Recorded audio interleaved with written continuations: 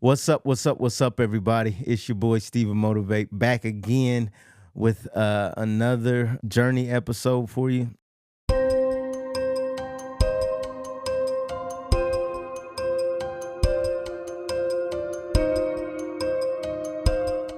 On today's show, we really want to talk about 5 tips for running a business. 5 tips for running a business. I've run several businesses at this point, and so I want to give you some of the things that has helped me on this journey and how I've been able to really grow on this journey of business leadership, entrepreneurship, and hopefully it'll help you if you're out there running businesses, if you're out there trying to start businesses. It's one thing to start, it's another thing to actually run the business. Let's just hop into it. I think the first thing you got to think about in running your business is you need to not make excuses. When running your business, the buck has to stop with you. You've heard that. You've heard people say that. But it truly is how you define a good business leader from one that's not as good. If you don't make excuses, then every issue in your business has to fall back on you. Even if you have employees, well, did you pick the right employees? Who hired them? Who allowed them to hire them? The buck has to stop with you. If the sales didn't come in and you hired somebody to do, well, maybe you hired the wrong person to do sales, or maybe why are you trying to hire someone that for something you should be doing yourself? Sales is the most important thing as it relates to business. You've got to have something. I say this typically: until you have sales, you just have a hobby, or until you have customers, you just have a hobby. Once you have customers, you have a business. And so the buck has to stop with you. You can't make excuses if the sales aren't coming in, if the customers aren't growing. Why are they not growing? Well, you have to take responsibility. And that's what not making excuses is all about. Yeah, there are probably reasons why this or that didn't happen, but you've got to take responsibility for every area of your business. And so whether that's sales, whether that's marketing, whether that's the finance, whether that's the operations, whether that's the technology, you have to take responsibility for what am I doing in that area and how am I growing? And if there's people on your team that shouldn't be on your team, what am I doing in that area and how am I growing? Because the business a lot of times is a reflection of you. It's a reflection of your character. It's a reflection of your discipline. It's a reflection of your mindset. So if you have this mindset of, well, we're going to make excuses or we're going to blame someone or have the victim mentality as to why something went wrong or didn't go right, then, you're going to have trouble running your business. Because at some point, there's not going to be any more fingers to point. And at the end of the day, no matter how many fingers you point, did the job get done? So don't make excuses. That will be my number one thing when running a business. Own it. Own it. Own the issue. Okay, we sold a product and it was defective or didn't work, or maybe it was user error. No worries. We'll refund your money 100%. We will replace the product 100%. We will take care of the issue 100% within our ability, right? Be reasonable.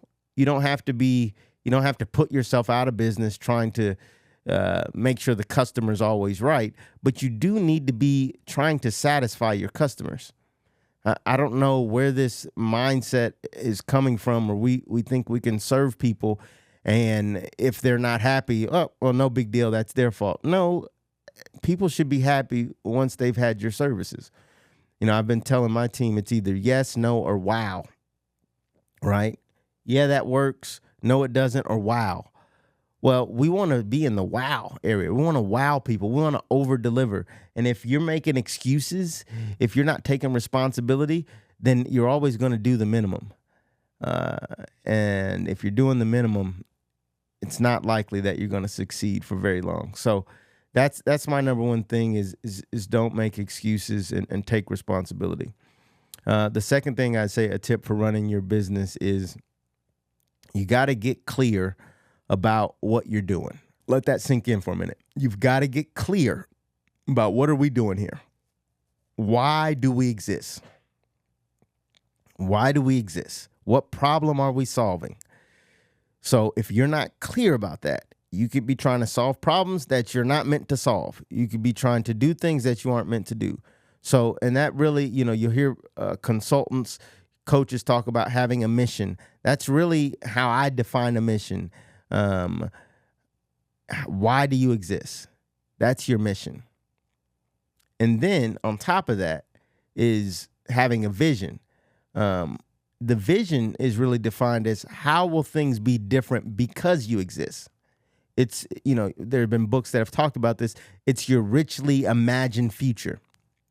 So get clear about what your mission is and be very specific about what your vision is.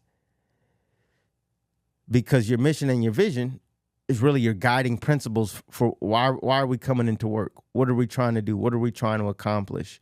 And when you get clear on that, it will help you run your business and help you make decisions and help other people that are around you make decisions. Well, we don't do that.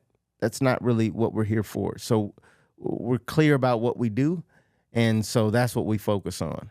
We don't necessarily, like in our business right now, currently, we don't do private rentals for our cars that we have. We just don't do them.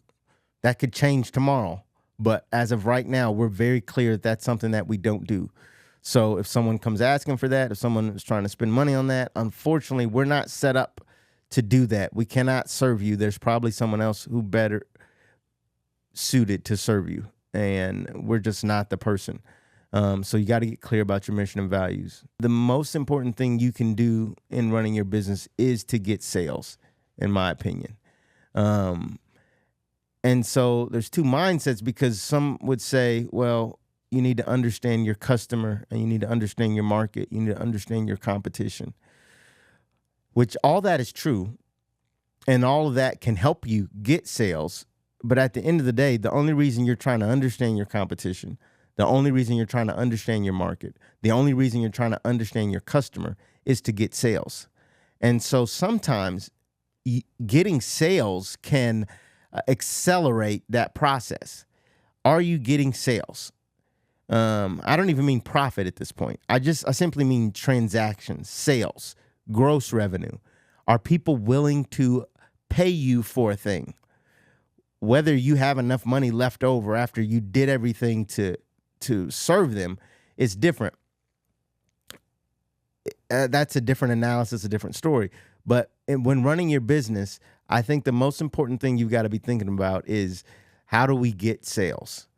And then how do we learn from those sales that we've gotten? How do we learn, okay, we were able to sell this widget, we were able to sell this planner, but we didn't make any money. Okay, not ideally where you want to be, but at least you know that there now is a demand for planners. You see my point? My point is that once you get sales, you get more information about what you need to do next. And I think the problem I have with a lot of people that are trying to run businesses is that they get so stuck in, okay, who's my customer? What's my market? Who's my competition? If you spend too much time there and you don't really get out into the market and execute, then all of the analysis you do on that can become outdated. But if you're getting sales right away, then you're getting real-time information on what people like or don't like. I could spend, we sell physical products. One of the businesses with Diamond Shine, we have physical products. And so I could spend a year or more trying to develop it, trying to make it perfect.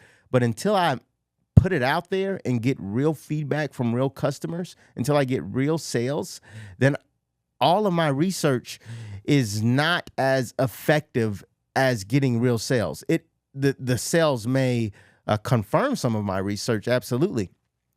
But me just doing research in a vacuum and not really getting real feedback, that is not a great way to run your business. It will slow you down. It will stall you. It's better to build a house and sell it than to have not built a house at all. Right? So don't spend all your time thinking about, oh, what should we put inside? And yeah, you need to spend some time thinking about the product that you're going to put out there and how big are the rooms going to be and how many closets and how many bathrooms are we going to have and why are we doing it? Yes, you need to think about that. But you also need to be pushing simultaneously, or even more, you need to be pushing on getting sales, because the sales will teach you more than all of your research. The sales will teach you more than all of your consultants and coaches. Get out there and get sales. Now, once you get the sales, you need to manage the money that's coming in. So this is important. This is the outside of mindset, outside of getting sales, which is essentially the establishment of your business, right? I say it all the time. Once you have customers, you have a business. The fourth thing after that is managing the revenue that's coming in. Okay? So once you get a sale, if you take all that money and you misallocate it towards the wrong thing, then you are self-sabotaging your own business. You know, one of the people I like always says, you got to know the numbers to grow the numbers. You got to know the numbers to grow the numbers. If you don't know your numbers, if you don't know how much you're making on each sale, if you don't know your profit, if you don't know the losses you're taking, if you don't know the cost of logistics, if you're just relying on somebody else, if you just, oh, my accountant knows that, or I just give all that to my accountant, or I don't think about that. That's not a good way to run your business. If you and you may not be that gifted in the area of finances or numbers, but you need to at least know your numbers in order to grow your numbers. Someone else can do the Excel spreadsheets and get all the different formulas and percentages, but you need to at least know how much exactly to the dollar is being brought in. You need to know exactly to the dollar what's going out and where it's going out at. How much did we spend on that? Why did we spend that much? Where did this go? Why did it go there? How much does that cost? Financial management is super key to running your business. Super key. You need to know where every dollar is going. And my fear is that with some folks that are running a business that don't have the gift of numbers, then they tend to just leave it to someone else. And in my opinion, that's where people go wrong. You know, you see this with athletes. You see this with superstars or celebrities. Well, I have my money person. I have my manager that handles that. And before they know it, they're broke because they don't really know the numbers. They don't really know what hey, invest in this thing. And they kind of know what it is, but they kind of don't. And that kind of don't is what's going to hurt you. So number 4, once you've got money coming in, you have to be looking at those numbers. Yes, you need to have an accountant. Yes, you need to have a financial manager if it's really not your gift, but you still need to be grilling them on what's going on with your numbers. How much do I owe? How much did I pay out? How much am I making? What did I spend money on? Why did I spend so much on this? Did we look for other people to spend money in that way, or why did we buy these components versus these other components? Did we even research it at all? That is a key and critical piece of running a business. If you don't do that, then you likely can run a business and just have no profit at the end, or not be able to pay yourself, or not be able to grow because you didn't save enough back. And a key to financial management is retaining some of your earnings in order to reinvest into the business. And many people don't understand this. They think business owners are just, la-di-da-di-da, making all this money. No, a lot of people, they are reinvesting into the business, and they don't really see a huge payoff until they either sell that business or they get some investors to come into that business and take on some of that burden. But you really need to be doing financial management. When running a business, the fifth thing that I would say that's super important, you need to be creating something that people want. There's many other things we can talk about with business. We could talk about, having a strong team. We could talk about having great processes in place. We could talk about, making sure you're advertising and that sort of thing. But the reason I say the fifth most important thing is creating something, developing something people want, is because it really relates to sales, but it's a driving force behind all the other components. If you haven't created something that people want, you don't have to spend a lot of time on marketing. If you haven't created something that people want, you don't need to spend a ton of time hiring and getting a good team. You definitely don't need to advertise it. So how do we do that? How do we create something that people want? Well, you just look around. People will tell you what they want. And I think many times in running businesses, we think that people have to conform to the way we're going to sell it to them. Well, this is the way I do it. So, take it or leave it. In many cases, they'll leave it because they don't want it that way. And the most important thing in running your business is when you see something else working for someone else, you need to adjust. You need to make changes. When you see disruption, what they call disruption in the market, for anybody right now that knows that artificial intelligence is a thing, it's coming. You see more people implementing it. You see companies that are focused on it, their stocks are going crazy. Why? Because what it can do, it can produce things that people want. But if you stay stuck in a season where, well, we're not gonna deal with AI. It's like folks saying, well, we're not gonna have a website. Okay. There are many businesses still today that don't have websites. And that's fine, but they're limiting their growth. They're capping themselves because they don't want to give people what they want. And in some cases, there might be dentist offices or daycare centers where it's just a need, and the industry is something that people need. If I like healthcare, it's like, when I'm sick, I need to go to a doctor, whether they have a website or not. I don't care. I just need their services. But I can tell you that doctors that have websites do a lot better because people like to find out information without having to talk to someone. People like to go, I can look it up myself. And so the fifth most important thing in running your business is you have to adapt to what people want. Be true to your values. All that sort of thing. But also pay attention to what customers want and provide that for them, right? If people want food while they're watching a movie, adapt your model to see if food is something you can provide when they're watching movies. If people want to know specifically what car they're getting versus a car class with other rental companies, then you see TURO pop up. If people want to be able to get delivery of anything they want, whether or not delivery is offered or not, you see Uber Eats pop up. These companies are not just popping up because, they're so smart. No, it's stuff that people have always wanted, and they're just finding ways to adapt technology towards it. So if you're running your business, Are you thinking about what people want? And are you adapting and adjusting to that? You've got to be willing to adapt and adjust to that.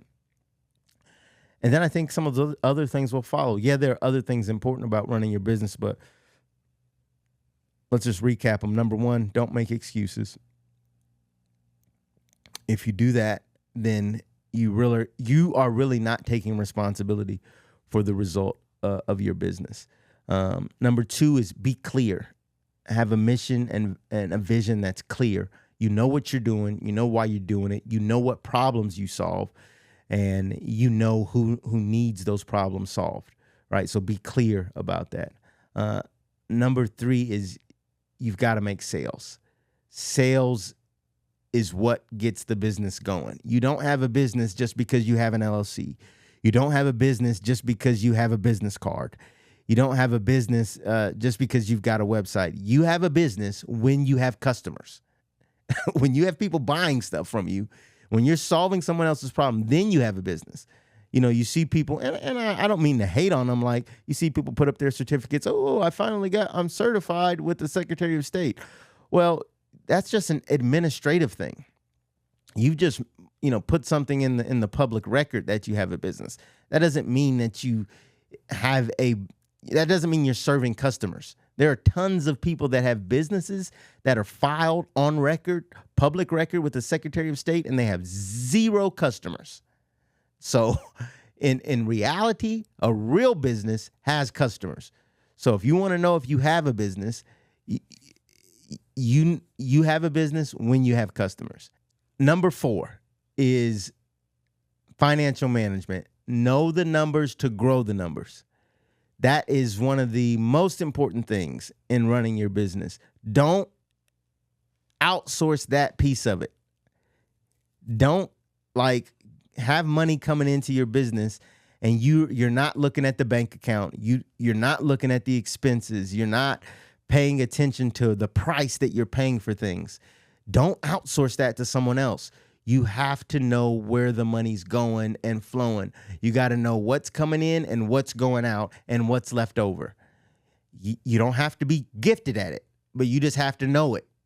And you need to know enough to know if somebody's lying to you. And the last thing, number 5. Number 5 is you have to adapt and adjust to what consumers want. And when you do that enough, you will be successful in running your business. Okay, I hope that helps you the way it's helped me, thinking about how to run a business, how to run it correctly, what to focus on.